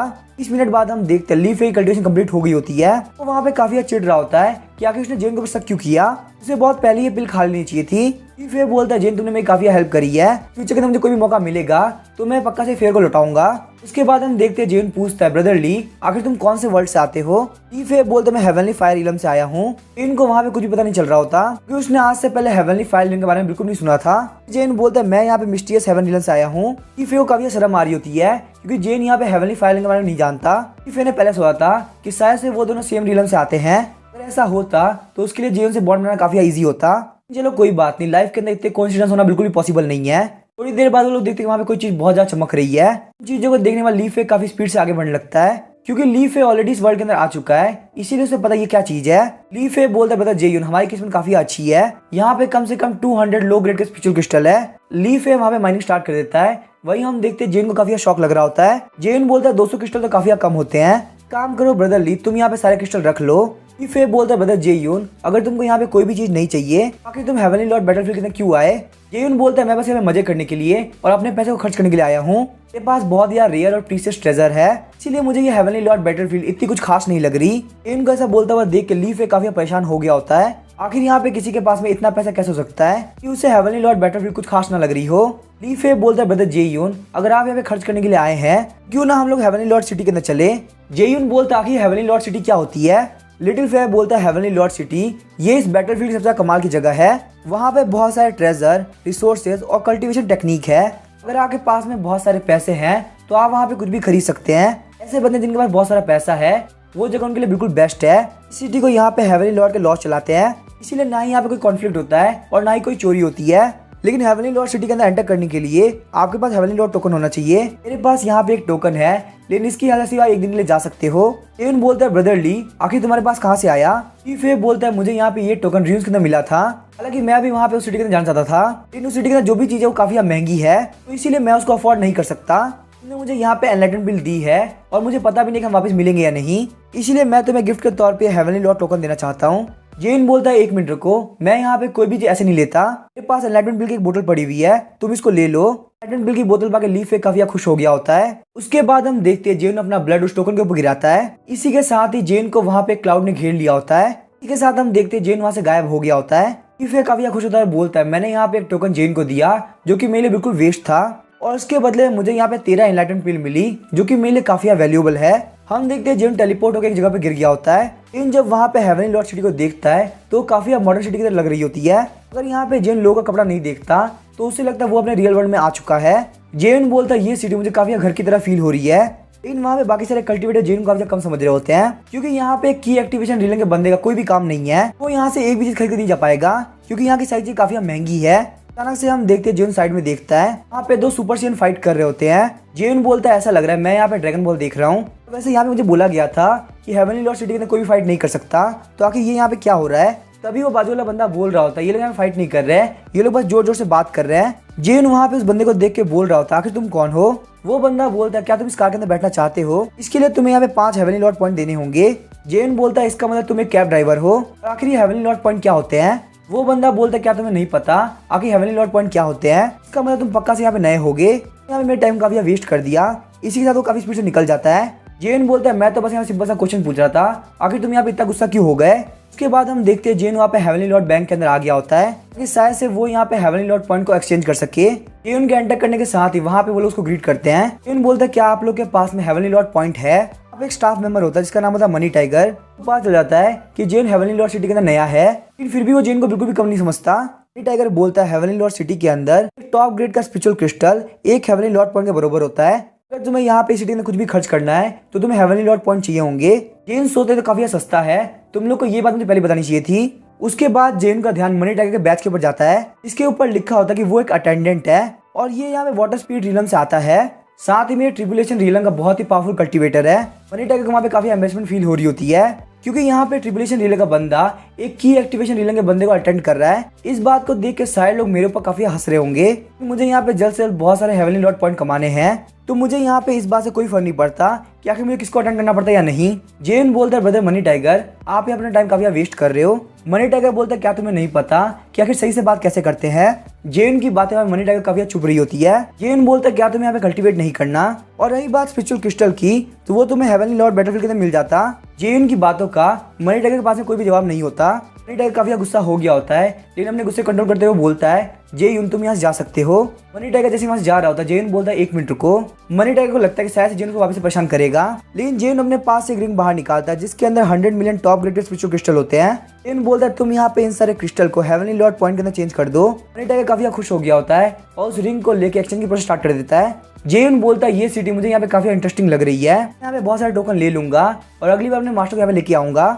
जेयून ने वहाँ पे खुद को और अपने मास्टर को इमेजिन कर लिया होता है। मनी टाइगर काफी स्पीड से वहाँ पे कार्ड लेके आ गया होता है। वो जेन को बोलता है मैंने आपका काम काफी स्पीड से किया है। मनी टाइगर बोलता है गॉड ऑफ वेल्थ, आप तो काफी रिच है, अगर आपको मुझसे कोई भी क्वेश्चन पूछना है तो आप बहुत इजीली पूछ सकते हो। जेन बोलता है मुझे तुमसे क्वेश्चन पूछने में कोई भी इंटरेस्ट नहीं है, लगता है तुम काफी बिजी हो, मैं तुम्हें यहाँ पे और डिस्टर्ब नहीं कर सकता। मनी टाइगर को वहाँ पे काफी रिग्रेट फील हो रहा होता है। वो बोलता है गॉड ऑफ वेल्थ प्लीज मत जाइए, प्लीज मुझे माफ कर दीजिए। उसके बाद हम देखते हैं जेन वहाँ पे एंटरटेनमेंट स्पॉट पे पहुंच गया होता है। वहाँ के आर्किटेक्चर को देख के जेन बोल रहा होता है ये काफी मॉडर्न सिटी की तरह है, इस जगह को पक्का से उस बंदे ने बनाया है जो कि एक ट्रैवलर रह चुका हो। वहाँ पे एक मशीन के सामने आता है जिसको यूज करने पे उसे एक पॉपुलर आइडल की मर्चेंडाइज मिलेगी। जेन काफी खुश होता है, लेकिन जैसे ही वो वहाँ पे उसको यूज करने वाला होता है उसके पीछे एक क्रैक ओपन होता है जो कि उसको अपने अंदर खींच लेता है। जेन के गायब होने के बाद वहाँ पे एक बॉक्स पड़ा होता है जिसके अंदर मर्चेंडाइज होती है। असलियत में यहाँ पे जेवन का हेवनली लॉर्ड टोकन एक्सपायर हो गया होता है, इस वजह से वो वापस से हेवनली लॉर्ड बैटलफील्ड के अंदर आ गया होता है। जेवन काफी चिढ़ गया होता है और बोलता है ये टोकन यहाँ पे एक दिन तक काम करना चाहिए था, फिर कमी ने कहकर तुमने मुझे धोखा दिया, यहाँ पे सिर्फ और सिर्फ आधे दिन तक ही काम किया, यहाँ तक कि मुझे कोई मर्चेंडाइज भी नहीं मिली। तभी जेन को याद आता कि ली फे ने बोला था कि ये टोकन फिर र्यून में मिला था, तो शायद से वहाँ पे र्यून के अंदर जेन को भी टोकन मिल सकता है। रही बात ली फे तुम्हारी, अगर तुम मुझे मिल गए तो ये तुम्हारे लिए बिल्कुल भी अच्छा नहीं होगा। दूसरी तरफ हम देखते हैं ली फे वहाँ पे छींक रहा होता है, उसे बिल्कुल भी नहीं पता होता कि जेन उसको गालियां दे रहा है। तभी हमें स्टार एक्सट्रीम सेट के एंट्रेंस का सीन दिखाया जाता है। वहाँ पे एक एल्डर आया होता है जो कि लगातार वहाँ पे स्टार एक्सट्रीम सेट की 9 स्टार स्वॉर्ड फॉर्मेशन देख रहा होता है। इसे बिल्कुल भी समझ में नहीं आ रहा होता आखिर यहाँ पे स्टार एक्सट्रीम सेट ने इस 9 स्टार स्वॉर्ड फॉर्मेशन एक्टिवेट क्यों कर रखा है। लुओ चेंजिंग वहाँ पे आता है और बोलता है आखिर तुम यहाँ पे क्या कर रहे हो। अभी हम देखते हैं लुओ चेंजिंग को वहाँ पे देख के वो एल्डर कुछ भी नहीं बोल रहा होता, क्योंकि ये एल्डर पिछले 30 सालों से हेवनली लॉर्ड बैटलफील्ड के अंदर था। वहाँ पे उसको अचानक से हेवनली लॉर्ड टोकन मिल गया था। उसने वहाँ पे लगातार हेवनली लॉर्ड सिटी के अंदर 30 साल तक काम किया। 30 साल तक काम करने के बाद वो यहाँ पे 2 डिफेंसिव आर्टिफैक्ट खरीद पाया जो कि यहाँ पे हेवनली लॉर्ड थंडरस्ट्राइक को झेल सकती है। लेकिन जब वो वहाँ पे हेवनली लॉर्ड सिटी से हेवनली लॉर्ड बैटलफील्ड में वापस आया तो उसे पता सिर्फ कुछ सेकंड हुए हैं। वो यहाँ पे अपने ओल्ड फ्रेंड को काफी अजीब बात बताने के लिए आया है, लेकिन ये स्टोरी इतनी ज्यादा अजीब थी कि इसको बिल्कुल भी पता नहीं चला कि आखिर वो इसको लुओ चेंजिंग को कैसे एक्सप्लेन करे। लुओ चेंजिंग बोलता फटाफट से अंदर आ जाओ, बाहर खड़े होने की कोई जरूरत नहीं है। अंदर एंटर करने के साथ ही वो एल्डर पूछता है इस प्रोटेक्टिव एरो को एक्टिवेट रखने के लिए जो तुम क्रिस्टल का यूज करके वो बहुत ज्यादा टॉप ग्रेड के हैं। लुओ चेंजिंग को बोलता है तुम बिल्कुल सही बोल रहे हो, हम लोग यहाँ पे टॉप ग्रेड के स्पेशल क्रिस्टल यूज करते हैं, मुझे पक्का से भरोसा है तुमने आज से पहले ऐसे क्रिस्टल नहीं देखे होंगे, चलो ठीक है मैं तुम्हें कुछ क्रिस्टल दे दूंगा। तभी हम देखते हैं वो एल्डर काफी गुस्सा आता है और लुओ चेंजिंग को पंच मार देता है। वो बोलता है हम लोग वहाँ पे हेवनली लॉर्ड बैटलफील्ड के बहुत सालों तक थे, क्या तुम्हें वहाँ पे इतने सालों के अंदर कोई भी टॉप ग्रेड का स्पेशल क्रिस्टल मिला, यहाँ तक कि लो क्वालिटी के स्पेशल क्रिस्टल मिलना भी बहुत ज्यादा मुश्किल होते हैं, आखिर तुम यहाँ पे टॉप ग्रेड के स्पेशल क्रिस्टल को वेस्ट कैसे कर सकते हो। लुओ चेंजिंग बोलता है इतने सालों बाद मिलने के बावजूद तुम्हें यहाँ पे इतना एग्रेसिव होने की जरूरत नहीं थी। उसके बाद हम देखते हैं वो एल्डर अपने पास से 2 आर्टिफैक्ट बाहर निकालता है। वो बोलता है ये दोनों ही आर्टिफैक्ट बहुत इजीली थंडरस्ट्राइक को झेल सकते हैं, कि हद से मैं यहाँ पे ट्रिपलेशन लेवल के 7th लेवल पे पहुंच पाऊंगा। ये ट्रेजर मुझे कम से कम 3 million top greatest special crystal जीतना पड़ा। तो चेंजिंग बोला तुम बिल्कुल झूठ बोल रहे हो, इस वर्ल्ड के अंदर कोई भी ऐसा आर्टिफैक्ट नहीं होता जो कि हेवनली लॉर्ड थंडर ट्रिपलेशन को झेल सके। तो अभी हमें बताया था इस एल्डर का नाम है बाय गैंग। बाय गैंग आगे बढ़ते लुओ चेंजिंग को वापस से पंच मारता है। वो बोलता है तुम्हें क्या पता यहाँ पे कौन कौन से तरह के आर्टिफैक्ट होते हैं, क्या तुम्हें यहाँ पे ये भी पता है हेवनली लॉर्ड बैटलफील्ड के अंदर एक आइटम होता है जिसका नाम होता है हेवनली लॉर्ड टोकन। टोकन के साथ तुम वहाँ पे हेवनली लॉर्ड सिटी के अंदर जा सकते हो, अगर तुम्हारे पास वहाँ पे टॉप ग्रेड के स्पेशल क्रिस्टल है तो तुम वहाँ पे किंग भी बन सकते हो। वहाँ पे तुम्हें ऐसे ऐसे ट्रेजर देखने को मिलेंगे जो कि तुमने कभी सोचे भी नहीं होंगे। वो चेंजिंग बोलता है तुमने यहाँ पे इतने साल हेवनली लॉर्ड सिटी के अंदर बिताए हैं, इसका मतलब वहाँ की नॉर्मल करेंसी टॉप ग्रेड के स्पेशल क्रिस्टल है। बाय गैंग बोलता है तुमने बिल्कुल सही कहा, और अगर तुम्हारे पास टॉप ग्रेड के स्पेशल क्रिस्टल नहीं भी है तुम वहाँ पे काम करके स्पेशल क्रिस्टल कमा सकते हो। मैंने वहाँ पे 3 मिलियन टॉप ग्रेड के स्पेशल क्रिस्टल कमाने के लिए पूरे 30 साल तक काम किया, लेकिन जब मैं उस वर्ल्ड से बाहर आया तो मैंने देखा कि बाहर सिर्फ कुछ ही सेकंड बीते हैं। हेवनली लॉर्ड सिटी के अंदर बाय गैंग ने जितनी मुसीबत देखी थी उस वजह से उसकी आंखों में आंसू आ गए। बाय गैंग की सारी बातें सुन के लुओ चेंजिंग अपने पास से 90 मिलियन टॉप ग्रेड के स्पेशल क्रिस्टल ले लेता है और बोलता है बाय गैंग तुम मेरे साथ चलो, तो यहाँ पे हेवनली लॉर्ड सिटी के अंदर जाके सारे क्रिस्टल को खर्च करेंगे। बाय गैंग बोलते हैं बिल्कुल भी पॉसिबल नहीं है, वहाँ पे एंटर करने के लिए तुम्हारे पास कम से कम हेवनली लॉर्ड टोकन होना चाहिए, बिना हेवनली लॉर्ड टोकन के तुम वहाँ पे बिल्कुल भी एंटर नहीं कर सकते। लुओ चेंजिंग काफी परेशान हो गया और सोचता है मेरे पास यहाँ पे इतने सारे पैसे हैं लेकिन मैं उसको खर्च नहीं कर सकता, आखिर मैं यहाँ पे 90 मिलियन टॉप ग्रेड के स्पेशल क्रिस्टल के साथ क्या करूं। ये बात सुन के बाय गैंग काफी शॉक हो गया और बोलता आखिर तुम्हारे पास में 90 मिलियन स्पेशल क्रिस्टल कहाँ से आए। तो अभी हमें हेवनली लॉर्ड बैटलफील्ड का सीन दिखाया जाता है। लीफ वहाँ पे काफी मजे से जा रहा होता है, पता नहीं कि उसे लग रहा होता है कि उसे वहाँ पे कोई बुला रहा है। वो बोलता है मुझे यहाँ पे ऐसा क्यों लग रहा है कि जेन कहीं आसपास है। जब लीफ वहाँ पे पीछे की तरफ घूमता है तो देखता है कि जेन काफी स्पीड से उसकी तरफ आ रहा है। लीफ बोलता है ब्रदर जेयून मैंने तुम्हें काफी मिस किया, लेकिन हम देखते हैं जेन काफी गुस्से में होता है और बोलता है लीफ तुम वहीं पे रुको मैं बस वहाँ पे आ रहा हूँ। लीफ बोलता है जहाँ तक मुझे पता है मैंने यहाँ पे ब्रदर जेन को बिल्कुल भी ऑफेंड नहीं किया। उसके बाद ली फे काफी खुश होता है कि ब्रदर जेन उसके पास आ रहा है, लेकिन हम देखते हैं जेन ने वहाँ पे उसके ऊपर शॉर्ट से अटैक कर दिया होता है, क्योंकि वहाँ पे ली फे की स्पीड काफी ज्यादा थी, इसीलिए उसने जेन का अटैक को डॉज कर लिया। ली फे बोलता है ब्रदर जेन आखिर तुम क्या कर रहे हो, तुम मेरे ऊपर अटैक क्यों कर रहे हो, तुम तो भाई थे ना जो कि एक दूसरे के लिए मर सकते थे, तो आखिर तुम ही मुझे क्यों मारना चाहते हो। जेन बोलता है कमीने मोटे कहीं के, मैंने तेरी काफी हेल्प करी, तूने मुझे यहाँ पे धोखा दिया। यहाँ पे ये हवाली लॉर्ड टोकन सिर्फ आधे दिन तक काम किया। ये फिर वहाँ पे अटैक को डॉज करते हुए बोल रहा होता है प्लीज मुझे माफ कर दीजिए, लेकिन मुझे यहाँ पे कुछ भी नहीं पता। मुझे जब ये टोकन मिला था तब वहाँ पे बहुत सारी डेड बॉडी पड़ी थी। वहाँ पे एक बंदा था जो कि काफी घायल था पर फिर भी वो जिंदा था। ठीक है, हाथ में हेवनली लॉर्ड टोकन था। मैंने वहाँ पे उस बंदे से इन्फॉर्मेशन निकलवाने के लिए बहुत ही अलग अलग काम किए। उसने मुझे वहाँ पे हेवनली लॉर्ड सिटी के बारे में बताया और हेवनली लॉर्ड टोकन भी दिया। अब चाहे उसने मुझे झूठ बोला या फिर सच बोला हो, मैंने आपको वही बात बताई जो कि उसने मुझे बोली थी। ईफे की बातों को सुन के जेन बोलता है ठीक है, मैं तुम्हारी बातों पर भरोसा करता हूँ। ईफे बोलता है ब्रदर जेयून आखिर ये हेवनली लॉर्ड सिटी कैसी है, आपने वहाँ पे आज दिन में क्या किया। जेयून उस बात का आंसर नहीं करता और बोलता है क्या तुम्हारे रियल में टेक्नोलॉजी है। ली फे को हमें बिल्कुल भी नहीं पता होता आखिर टेक्नोलॉजी होती क्या है। जेन बोलता है अगर तुम्हें नहीं पता टेक्नोलॉजी क्या होती है तो मैं तुम्हें एक्सप्लेन भी नहीं कर सकता। मेरी ये बात ध्यान रखना, अगर तुम फ्यूचर के अंदर हेवनली लॉर्ड सिटी के अंदर जाओ अपने साथ में बहुत सारे टॉप ग्रेड के स्पिरिचुअल क्रिस्टल लेके जाना। वहाँ पे करेंसी के तौर पे यही चलती है और ध्यान रहे स्पिरिचुअल क्रिस्टल सिर्फ टॉप ग्रेड के होने चाहिए। अभी हम देखते हैं जेन को पता चलता है कि आज का ट्रेजर से मिल चुका है। आज यहाँ पे जेन को डेथ स्वॉर्ड इंटेंट के 10,000 फ्रेगमेंट मिले होते हैं। जेन सोचता है डेथ स्वॉर्ड इंटेंट अगर यहाँ पे जैकी होता तो सच में काफी मजा आता। ये बात सुनने के साथ ही लीफ वहाँ पे कुत्ता बन गया होता है। जेन बोलता है लीफ क्या तुम एक स्वॉर्ड कल्टीवेटर हो। लीफ बोलता है मैं बिल्कुल भी एक स्वॉर्ड कल्टीवेटर नहीं बनना चाहता। स्वॉर्ड कल्टीवेटर को काफी मेहनत करनी पड़ती है, वो वहाँ पे दिन और रात प्रैक्टिस करते रहते हैं। तभी हम देखते हैं जेन वहाँ पे काफी जहर हंसी हंसता है। वो बोलता है लीफ तुम्हें बिल्कुल भी स्वॉर्ड कल्टीवेशन पसंद नहीं। जेन को इतना जहर स्माइल करते हुए देख के लीफ को समझ में आता है यहाँ पे कुछ ना कुछ तो गड़बड़ होने वाला है। और वहीं जेन के हाथ में डेथ स्वॉर्ड इंटेंट के फ्रेगमेंट को देख के पता चल जाता है कि जेन चाहता है कि वो यहाँ पे स्वॉर्ड कल्टीवेशन करे। लीफ वहाँ पे काफी स्पीड से भागने लगता है और बोलता है ब्रदर जेन प्लीज ऐसा मत करो, बिल्कुल भी एक स्वॉर्ड कल्टीवेटर नहीं बनना।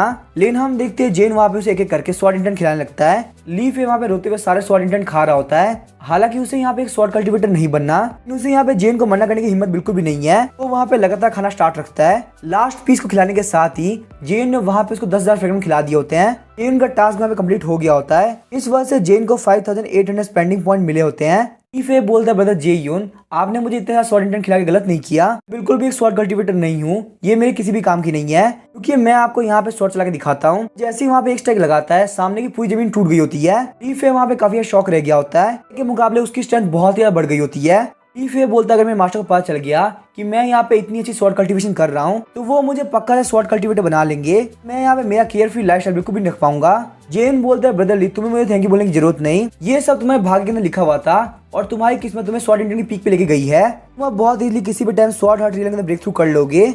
लीफी को ध्यान आता है कि उसके सेक्ट लीडर काफी फेमस है क्योंकि उनके पास में बहुत सारी पावरफुल स्किल्स है, लेकिन फिर भी उनको स्वॉर्ड हार्ट रीलम में पहुंचने में 100 साल से भी ज्यादा टाइम लग गया। यहाँ पे लीडर को पता चल गया कि आखिर मेरी कैपेबिलिटी क्या है, तो वो मुझे पक्का से फोर्स करेंगे कि मैं पढ़ाई के ऊपर काफी ध्यान दूं। लीफे बोलता है जेन तुम्हारा थैंक यू, तुमने मेरी कल्टीवेशन काफी बढ़ा दिया, लेकिन आखिर तुमने इन सारे स्वॉर्ड इंटेंट को अपने ऊपर यूज क्यों नहीं किया। जेन बोलता है मैं बिल्कुल भी स्वॉर्ड कल्टीवेटर नहीं हूँ, आखिर मुझे यहाँ पे क्या जरूरत। ये सुन के लीफे काफी शौक हो गया था और सोचता है मैं एक स्वॉर्ड कल्टीवेटर नहीं हो इसलिए तुम्हें ये नहीं चाहिए, मैं अभी तो एक स्वॉर्ड कल्टीवेटर नहीं हूँ, आखिर तुमने मुझे क्यों फोर्स किया। उसके बाद जेन बोलता है लीफे तुम अपनी स्वॉर्ड इंटेंट को रिलीज करो। अब हम लोग यहाँ पे हेवनली लॉर्ड बैटलफील्ड के सेकंड ईयर में जाने वाले हैं। वहीं पे जेन ने 9 रेडियंट थंडर लोटस टेक्निक को एक्टिवेट कर लिया होता है। इस स्किल को देखने वाला लीफे बोलता है ये मेरी थंडर क्लाउड सेट की एक्सक्लूसिव मार्शल आर्ट टेक्निक है, आखिर तुम्हें इस मार्शल आर्ट टेक्निक के बारे में कैसे पता। जेन बोलता है इसका मतलब तुम यहाँ पे इस टेक्निक को जानते हो।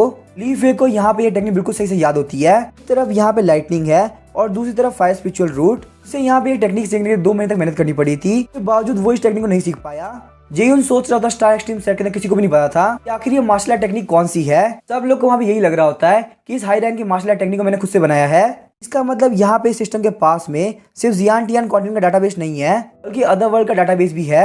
ये बात पता चलने के साथ जेन वहाँ पे और ज्यादा मोटिवेटेड हो गया होता है। जेन वहाँ पे आगे बढ़ते हुए की एक्टिवेशन रीलम के 100 बीस्ट को मारना चाहता था ताकि वो यहाँ पे सिस्टम के टास्क को बहुत जल्दी कंप्लीट कर सके। उसके बाद हम देखते हैं जेन और लीफे ने सेकंड ईयर के अंदर बहुत सारे रिसोर्स इकट्ठा कर लिए होते हैं। वहाँ पे जैसे ही कोई भी कल्टीवेटर आता उन लोगों की पावर को अनलीश होता हुआ देख के मारे भाग जाता कि वहाँ पे उन दोनों की टेक्निक बहुत ज्यादा पावरफुल होती है। आसपास के कल्टीवेटर को इस तरह से डरता हुआ देख के लीफे काफी अच्छा फील हो रहा होता है। इससे पहले हेवनली लॉर्ड बैटलफील्ड के अंदर बहुत बार आ चुका है, लेकिन लाइफ टाइम में उसने ऐसा कभी एक्सपीरियंस नहीं किया।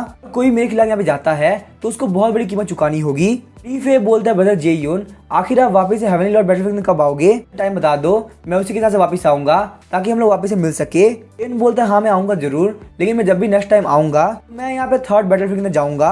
ली फे बोलता है इसका मतलब ब्रदर आप ब्रेक थ्रू करके वापस आने वाले हो, तो आप मर्जिंग स्पीड में पहुंच जाओगे तो आप थर्ड रीजन में जाओगे ना। जेन बोलता है ब्रेक थ्रू, आखिर वो क्या होता है, चाहे मैं यहाँ पे ब्रेक थ्रू ना ही करूँ या फिर मर्जिंग स्पीड के पीक पे पहुंच जाऊँ, मुझे से कोई फर्क नहीं पड़ता, पक्का थर्ड रीजन के अंदर जाऊंगा। चलो हम लोग यहाँ पे इस बारे में बात नहीं करते हैं, मेरे सामने बहुत सारे बीस्ट आ रहे हैं, जो भी बीस्ट यहाँ पे की एक्टिवेशन लेंगे पीक पे है उन सभी को मैं संभालूंगा, बाकी सारे बीस्ट को तुम संभाल सकते हो।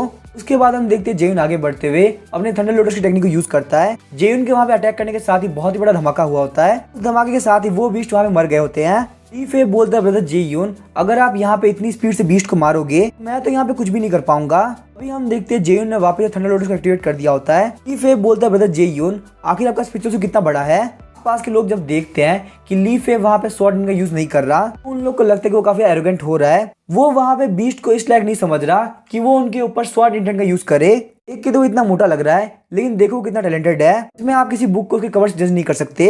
ये सब सुन के ली फे सोच रहा होता है मैं कोई स्वॉर्ड कल्टिवेटर नहीं हूँ, मेरे पास बस यहाँ पे स्वॉर्ड इंटेंट है। 2 दिन बाद जेयून ने की एक्टिवेशन लेंगे पी के 100 बीस्ट को मार दिया होता है। रिवॉर्ड के तौर पे 5000 स्पेंडिंग पॉइंट मिल गए होते हैं। जेन के पास टोटल 10,000 ज्यादा स्पेंडिंग पॉइंट हो गए होते हैं। जेन बोलता है सिस्टम तुम यहाँ पे देख सकते हो ली फे मेरे पीछे कितना मेहनत कर रहा है, मुझे यहाँ पे इसको काफी अच्छा रिवॉर्ड देना चाहिए। वैसे भी यहाँ पे 10,000 टॉप ग्रेड स्पिरिचुअल स्टोन इतने ज्यादा नहीं होते, तो मैं यहाँ पे इतने पैसे खर्च करना चाहता हूँ। वैसे मुझे खर्च करने में काफी टाइम हो गया। सिस्टम बोलता है इस बंदे के पास में काफी अच्छा स्वॉर्ड इंटेंट है, तो इसको यहाँ पे 10,000 स्पिरिचुअल स्टोन देना काफी बढ़िया रहेगा। ली फे बोलता है ब्रदर जेयून मैं यहाँ पे हेवनली लॉर्ड बैटलफील्ड के अंदर 2 महीने से हूँ, मेरे सेट के रूल के हिसाब से अब मुझे वापस से हेवनली फायर रियल्म में जाना होगा। जेन बोलता है क्या तुम्हारा सेट यहाँ पे तुम्हारे ऊपर रेगुलेशन लगाता है, ये तो काफी अजीब बात है। ली फे बोलता है अगर यहाँ पे कोई बंदा 2 महीने बाद वापस नहीं आता ये मान लिया जाता कि वो मर चुका है। हमारे रियलम के अंदर वहाँ पे सारे सेट के लगभग सेम रूल है। जेन बोलता है ली फे पिछले कुछ दिनों में तुमने काफी मेहनत करी, यहाँ पे ये 10,000 स्पिरिचुअल स्टोन ले लो, ये तुम्हारे काफी काम आएगा, अगर हमारी किस्मत रही तो हम पक्का से वापस मिलेंगे। ली फे बोलते हैं ब्रदर जेयून आपने मेरी काफी हेल्प करी, थैंक यू, मैं चाहूंगा कि किस्मत हमको वापस इस वर्ल्ड के अंदर मिलाए। इनको काफी बुरा लग रहा होता है इतने टाइम तक साथ में ट्रेवल करने के बाद अब यहाँ पे ली फे उसके साथ नहीं है। इतना खर्च करने की वजह से जेन को वापस रिवॉर्ड के तौर पे डेथ स्वॉर्ड इंटेंट के 10,000 फ्रेगमेंट मिले होते हैं। जेन बोलता है तुम मुझे यहाँ पे डेथ स्वॉर्ड इंटेंट क्यों दे रहे हो, अब यहाँ पे ली फे जा चुका है, मैं इसको कहाँ खर्च करूंगा, वैसे भी इसको खर्च करने में मुझे कोई रिवॉर्ड भी नहीं मिलने वाला, शायद से मुझे यहाँ पे स्वॉर्ड इंटेंट को खुद से यूज करना होगा। उसके बाद हम देखते हैं जेन वहाँ पे कल्टीवेट करना स्टार्ट कर देता है। लगभग 100 मीटर दूर हम देखते हैं वहाँ पे बहुत सारे कल्टीवेटर होते हैं, क्योंकि यहाँ पे स्वॉर्ड इंटेंट वाला ली फे जा चुका है, इसीलिए वो लोग सोचते हैं कि जेन को हराना काफी इजी होगा। वैसे भी जेन अपने स्पिरिचुअल लेने को काफी दिनों से यूज कर रहा है, वो काफी वीक हो चुका होगा। एक व्हाइट हेयर वाला बंदा होता है जो कि बहुत सारे कल्टीवेटर इकट्ठा कर लेता है, वो बोलता है हमारे पास काफी अच्छी अपॉर्चुनिटी है, हमें यहाँ पे जेन से बहुत कुछ मिल सकता है। कई लोग वहाँ पे बात कर रहे होते हैं जेन जैसे प्रोडक्ट को मार के काफी मजा आएगा। व्हाइट हेयर वाला बंदा बोलता है भले हम जेन को मारे या ना मारे, ये अपॉर्चुनिटी हमारे सामने वापस से नहीं आने वाली। व्हाइट हेयर वाले बंदे की बात सुनकर सारे लोग काफी खुश होते हैं, लोग काफी स्पीड से जेन की तरफ बढ़ने लगते हैं, लेकिन जेन को वहाँ पे कोई भी टेंशन नहीं होती क्योंकि उसने सारे स्वॉर्ड इंटेंट कंज्यूम कर लिया होता है। वैसे भी वो अपनी पावर टेस्ट करना चाहता था, उसके लिए ये सारे कल्टीवेटर काफी बेस्ट रहेंगे। जेन वहाँ पे खुद को स्ट्रेच करता है, जो देख के सारे लोग काफी शॉक हो गए होते हैं। तो अभी जेन की बॉडी में से काफी खतरनाक डेथ स्वॉर्ड ऑरा बाहर निकल रहा होता है। डेथ स्वॉर्ड ऑरा के उन लोगों को टच करने के साथ ही वो सारे लोग काफी डर गए होते हैं। वो लोग वहां से भागना चाहते थे, लेकिन वो ऑपरेसिव ऑरा काफी खतरनाक होता है, वो लोग वहाँ बिल्कुल भी खुद को मूव नहीं कर पा रहे होते। हम देखते हैं व्हाइट हेयर वाले बंदे को जो कि बिल्कुल शॉक हो गया होता है, वहाँ पे खुद के डिसीजन में काफी रिग्रेट कर रहा होता है। जेन बोलता है क्या तुम लोग मुझे यहाँ पे मारना चाहते हो। इसी के साथ हम देखते हैं जेन के पीछे थंडर लोटस आ गया होता है। हालांकि व्हाइट हेयर वाला बंदा अपने साथी को बोलता है प्लीज तुम लोग यहाँ पे रुक जाओ, लेकिन उसके सारे साथी काफी डर गए होते हैं और काफी स्पीड से भाग जाते हैं। जेन बोलता है तुम सारे लोग के भागने के लिए बहुत ज्यादा लेट हो चुका है। उसके बाद हम देखते हैं थंडर लोटस वहाँ पे सारे लोग के ऊपर अटैक करता है। जेन वहाँ पे उन सारे लोग के सामने गॉड की तरह लग रहा होता है। वहाँ पे ग्राउंड के ऊपर इतनी सारी बॉडीज को देख के जेन को बिल्कुल बुरा नहीं लग रहा होता। भले जेन को यहाँ पे खर्च करना काफी पसंद है, लेकिन वो कोई सेंट नहीं है कि चाहे उसके ऊपर कोई भी अटैक करे और वो उसको इतनी इजीली छोड़ देगा। फिर हम देखते कोई बोलता है क्या तुम मिस्टीरियस हेवन रियल्म से हो। जेन पीछे घूमते हुए बोलता है तुम हो कौन। देखते हैं वहाँ पे एक छोटी बच्ची होती है जिसका नाम था लुओ याव याव। वो बोलती है मैं यहाँ पे 10,000 फ्लावर वैली से हूँ, तुमने अभी यहाँ पे काफी कमाल की फाइट करी। लेकिन हम देखते हैं जेन वहाँ पे कुछ भी नहीं बोल रहा होता। याव बोलती है तुम यहाँ पे मिस्टीरियस हेवन रियल्म से हो, ये तो बात पक्की है, लेकिन आखिर तुम्हारे सेट का नाम क्या है और तुमने मुझे यहाँ पे अपना नाम भी नहीं बताया जबकि मैंने तुम्हें अपना नाम बता दिया। जेन बोलता है आखिर मैं तुम्हें अपना नाम क्यों बताऊं। बोलने के साथ ही जेन वहाँ जाने लगता है। हम देखते हैं वहाँ पे लुओ याव जेन को पीछा कर रही होती है। तो या वहाँ पे जेन से लगातार क्वेश्चन पूछ रही होती है। वो बोलती है क्या तुम एक इंडिपेंडेंट कल्टीवेटर हो, तुम्हारे पास कोई भी सेक्ट नहीं है, आखिर तुम यहाँ पे हेवनली लॉर्ड बैटलफील्ड में क्या करने के लिए आए हो, तुम यहाँ पे कुछ भी ढूंढ रहे हो तो तुम मुझसे पूछ सकते हो, मैं यहाँ पे बहुत कुछ जानती हूँ। इन बोले तुम बहुत बड़ी सरदर्द हो, अगर तुम यहाँ से नहीं गई तो मैं तुम्हें पक्का से मार दूंगा। लुओ याओ बोलते तुम्हें क्या लगता है मुझे मारना इतना आसान है, मैं यहाँ पे ओरिजिनल स्पीड रियलम की 9th लेवल पे हूँ, मैंने एक सीक्रेट ट्रेजर यूज करते हुए अपनी कल्टिवेशन को काफी सप्रेस करके रखा है, अगर तुम मुझे यहाँ पे हाथ लेना ट्राई करते हो तो मैं तुम्हें पक्का से मार दूंगी। फिर हम देखते हैं जेन सिस्टम से बोलता है क्या ये लड़की सच बोल रही है, सच में ऐसा कोई ट्रेजर हो सकता है जो कि हेवनली लॉर्ड बैटलफील्ड को बेवकूफ बना दे। सिस्टम बताता है ये लड़की बिल्कुल सच बोल रही है और इसका वो ट्रेजर इसके सर पे लगी हुई पर्पल हेयर पिन। जेन सोचता है ओरिजिनल स्पीड रियल के पीक पे होने के लिए इसकी एज काफी कम है, यहाँ पे बिल्कुल मेरे मास्टर के बरोबर पावरफुल है। थोड़ी देर सोचने के बाद जेन बोलता है मेरा नाम है वांग जेयुन और मैं स्टार सोल सेक्ट से हूँ, भी जानना था वो मैंने तुम्हें बता दिया, अब मुझे यहाँ परेशान करना बंद करो। तो यार बोलती है मैंने इस सेट के बारे में बिल्कुल नहीं सुना, फिर यहाँ पे ये एवरेज सेट कौन सा है, सही सी बताऊं तो तुम्हारे स्टार सोल सेट का नाम काफी कमाल का है। मैंने यहाँ पे शुरुआत में सोचा था कि मैं तुमको डराऊंगी, लेकिन मेरे पास यहाँ पे रियलिटी में ओरिजिनल स्पीड रियलम की 9th लेवल की पावर नहीं है। जेन बोलता अगर तुम यहाँ झूठ नहीं बोल रही हो तो फटाफट से अपनी हेयर पिन को बाहर निकालो। लुओ याओ सोच रही होती है आखिर जेन को पता कैसे चला मेरा हेयर पिन ही मेरा ट्रेजर है, कि अंदर से कोई भी स्पिरिचुअल एनर्जी बाहर नहीं निकलती, लगता है मैंने यहाँ पे जेन को काफी अंडरएस्टिमेट कर लिया।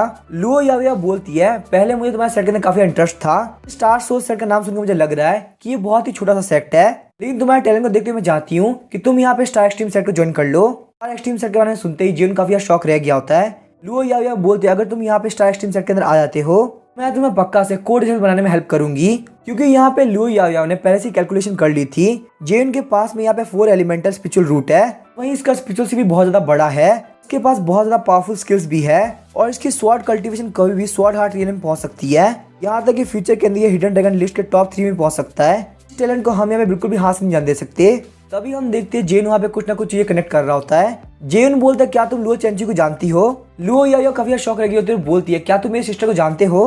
हमें स्टार शॉट सेट का सीन दिखाया जाता है, चेंची वहाँ पे छींकती है, चेंची बोलती है लगता है यहाँ मेरे बारे में कोई बात कर रहा है। एकदम से रियलिटी पता चलने की वजह से लुओ याओ और जेन दोनों ही काफी शौक रह गए होते हैं। जेन बोलता है आखिर यहाँ पे ये क्या हो गया, तुम मेरी मास्टर की बहन हो, इसका मतलब तुम भी यहाँ पे मेरी जूनियर मास्टर हुई। अब यार बोलते तुम मेरी सिस्टर के डिसाइपल हो, इसका मतलब स्टार सोल सेट को मेरी सिस्टर ने फाउंड किया है। जेयून ही नहीं बल्कि याओ भी काफी शौक होती है।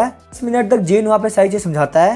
याओ बोलती है आखिर कोई मेरी सिस्टर का डायरेक्ट डिसाइपल कैसे बन सकता है, वहीं तुम स्टार एक्सट्रीम सेट के core disciple 6th great Elder भी हो। अब मुझे यहाँ पे समझ में नहीं आ रहा आखिर मैं तुमको जूनियर बोलूं या फिर ग्रेट एल्डर जेयून बोलूं। जेयून हंसते हुए बोलता चलो एक काम करते हैं, तो मैं जूनियर मास्टर बोलता हूँ और तुम मुझे एल्डर जेयून बोलो। अब याओ बोलती है मुझे यहाँ पे ये नहीं करना। उसके बाद हम देखते हैं जेन यहाँ पे याओ का गाल खींचने लगता है। याओ को इतना गुस्सा होता हुए देख के जेन को काफी मजा आ रहा होता है। जेन सोचता है फर्स्ट मीटिंग के अंदर आखिर में अपने जूनियर मास्टर को क्या गिफ्ट दूं। यहाँ पे स्पिरिचुअल स्टोन काफी ओल्ड फैशन हो चुके हैं, एनलाइटमेंट के लिए काफी अच्छा ऑप्शन हो सकती है, लेकिन फिर भी वो ऐसा होगा कि मैं यहाँ पे इनको कैंडी दे रहा हूँ, मैं इनको यहाँ पे gold and silkworm star shining stone दे दूं या फिर 9 लीफ सोल रिटर्निंग हर्ब, या फिर मैं इनको यहाँ पे पर्पल थंडर मैड लाइन का ब्लड एसेंस भी दे सकता हूँ। इतने सारे ट्रेजर में कंफ्यूज होने के बाद जेन बोलता है जूनियर मास्टर क्या आप एक बॉडी कल्टीवेटर है। अब याओ काफी शौक हो गया तो बोलती है हाँ मैं एक बॉडी कल्टीवेटर हूँ। तुम्हें कैसे पता चला। याओ का लग रहा होता है कि जेन के पास में कोई ऐसा तरीका है इसकी हेल्प से वो यहाँ पे याओ को सही से चेक कर पा रहा है। वो बोलती है सिस्टर के पास जाने पे मैं पक्का तुम्हारी कंप्लेंट करूंगी। तभी वो काफी शौक हो गई होती है क्योंकि जेन ने उसके सामने वहाँ पे पर्पल थंडर मैड लाइन का ब्लड एसेंस रख दिया होता है। जेन बोलता है ये उस बीस्ट का ब्लड एसेंस है जिसने 9 थंडर स्ट्राइक झील रखी है। मैंने सोचा था कि मैं तुम्हारे गाल खींचूंगा और उसके बदले में तुम्हें ड्रॉप दे दूंगा, ना मेरा प्लान चेंज हो रहा है, तुम मेरे ऊपर काफी गुस्सा कर रही हो। अभी हम देखते हैं याओ आगे बढ़ते हो, जेन का हाथ अपने गाल पे रख देती है। जेन वहाँ पे कुछ भी नहीं कर पा रहा होता, बस हंस रहा होता है। वो ब्लड ड्रॉप पाके याओ काफी खुश होती है। जेन बोलता है जूनियर मास्टर एक बॉडी कल्टीवेटर है, ऐसा पॉसिबल है कि वो एक आर्टिफैक्ट डिफाइनर भी हो, तो यहाँ पे जूनियर मास्टर का ध्यान रखना होगा वरना फ्यूचर के अंदर कोई मेरे ऊपर बड़ी प्रॉब्लम ना आ जाए। उसके बाद हम देखते हैं जेन वहाँ पे gold and silkworm star shining stone गिराया जाता है। स्टार शाइनिंग स्टोन को देख के याओ काफी खुश हो रही होती है। जेन बोलता है जूनियर मास्टर क्या आप इसको जानती है। याओ बोलती है हाँ मैं जानती हूँ, ये स्टार शाइनिंग स्टोन है।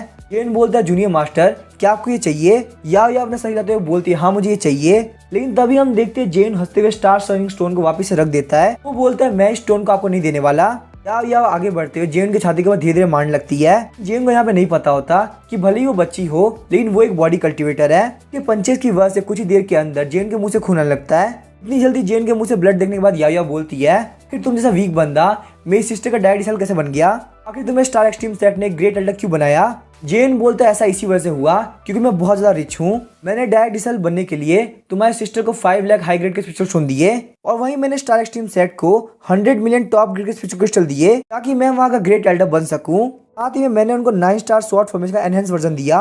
सब सुन के याओ काफी शॉक हो गई होती है। वो बोलती है तुमने यहाँ पे ये सारे टाइटल खरीदे हैं, ये तो काफी अजीब बात है। तभी हम देखते हैं वहाँ पे कोई दूर से बोलता है आखिर तुम क्या फालतू बात कर रहे हो, क्या तुमने कभी भी लाइफ के अंदर टॉप ग्रेड का स्पिरिचुअल क्रिस्टल देखा है? तुम यहाँ पे 100 मिलियन टॉप ग्रेड के स्पिरिचुअल क्रिस्टल के बारे में इतनी इजीली बात कर रहे हो। वो लेडी होती है वाई ह्यूमन जो कि 10,000 फ्लोर वैली की वैली मास्टर होती है। वाई ह्यूमन वहाँ पे जेन के सामने कॉन्टेक्ट करती है, तुम यहाँ पे मेरे सामने 100 मिलियन टॉप ग्रेड के स्पिरिचुअल क्रिस्टल लाते हो तो ये वैली मास्टर तुम्हें अपना मास्टर मान लेगी। याओ बोलती है मास्टर यहाँ पे ऐसा कुछ करने की जरूरत नहीं है, फालतू में कोई फाइट करने की जरूरत नहीं। ह्यूमन बोलती है मैं यहाँ पे इसकी फालतू बातें सुन नहीं पाई। याओ तुम यहाँ पे ध्यान से देखो, ये बंदा तुम्हें कब से बेवकूफ बना रहा है। लुओ याओ बोलती है मास्टर ये मेरे स्टार एक्सट्रीम सेट का एक ग्रेट एल्डर है, प्लीज आप यहाँ पे इसकी और बेइज्जती मत कीजिए। वाई ह्यूमन बोलती है अगर ये ग्रेट एल्डर भी है तो भी क्या फर्क पड़ता है, मुझे यहाँ पे इसके ऊपर बिल्कुल भरोसा नहीं। वाई ह्यूमन के सब बोलने की वजह से जेन काफी सीरियस हो गया होता है। जेन बोलता है जूनियर मास्टर आपकी मास्टर यहाँ पे बहुत ज्यादा फालतू बोल रही है, मैं यहाँ पे इतनी बेइज्जती नहीं सह सकता। इसी के साथ में जेन वहाँ पे वाई ह्यूमन के सामने 100 मिलियन टॉप ग्रेड के स्पिरिचुअल क्रिस्टल से भरी हुई रिंग फेंक देता है। जेन बोलता है मेरे डिसाइपल तुम यहाँ पे इस गिफ्ट को रख लो, मैं यहाँ पे तुम्हें 100 मिलियन टॉप ग्रेड के स्पिरिचुअल क्रिस्टल मेरा डिसाइपल बनने के लिए दे रहा हूँ। वाई ह्यूमन बोलते तुमने यहाँ पे खुदा के दे तो दिया, लेकिन चलो देखते तुम सच भी बोल रहे या नहीं। वहीं हम देखते हैं जेन को रिवॉर्ड के तौर पे 10 gold and silkworm star shining stone मिले होते हैं और वहीं पर्पल थंडर मैड लाइन के ब्लड एसेंस का 100 ड्रॉप मिला होता है और 5 स्वॉर्ड हार्ट एडवांसमेंट फ्रेगमेंट मिली होती है। जेन बोलता है इसका मतलब मुझे यहाँ पे शो ऑफ करने के लिए रिवॉर्ड मिल रहा है, ये तो काफी कमाल की बात है। सिस्टम के पास में इतने सारे स्पेशल फीचर है जो कि मुझे पता भी नहीं थे। वाई ह्यूमन जब उस रिंग को चेक करती है तो काफी शॉक रह गई होती है क्योंकि उसके अंदर वहाँ पे अनगिनत टॉप ग्रेड के स्पिरिचुअल क्रिस्टल होते हैं। जेन बोलता है यहाँ बस ये मत सोचना कि मेरे पास स्पिरिचुअल क्रिस्टल है। उसके बाद जेन अपने पास से स्टार सनिंग स्टोन बाहर निकालता है, एसेंस के ड्रॉप्स बाहर निकालता है, लीव सोल रिटर्निंग हब बाहर निकालता है, स्वॉर्ड हार्ट एडवांसमेंट फ्रेगमेंट बाहर निकालता है और भी बहुत सारी चीजें बाहर निकालता है। ये देख के वाई ह्यूमन और याओ काफी शॉक रह गए होते हैं। जेन बोलता है अगर आप यहाँ पे स्वॉर्ड हार्ट रियल में पहुंचने वाले हो तो आप इस स्टोन का यूज करते हुए बहुत इजी स्वॉर्ड हार्ट रियल में ब्रेक थ्रू करके पहुंच जाओगे। उसके बाद हम देखते हैं जेन वहाँ पे उस स्टोन को यूज कर लेता है, उनकी बॉडी के अंदर से काफी खतरनाक एनर्जी बाहर निकल रही होती है। जेन वहाँ पे स्वॉर्ड हार्ट रियल में पहुंच गया होता है। ये सब देख के वाई ह्यूमन काफी शॉक रह गई होती है। वाई ह्यूमन बोलती है ठीक है आज से तुम मेरे मास्टर होते हो, ये सिर्फ उसी मेरे पर्सनल लेवल पे होगा, इससे तुम्हारा मेरे 10,000 फ्लावर वैली सेट से कोई भी लेना देना नहीं होगा। अब यह काफी शौक हुई तो सोच रही होती है आखिर मेरी मास्टर इन में इन्वॉल्व कैसे हो गई। जेन मेरी मास्टर का मास्टर बन चुका है, इसका मतलब वो मेरा ग्रैंड मास्टर हुआ।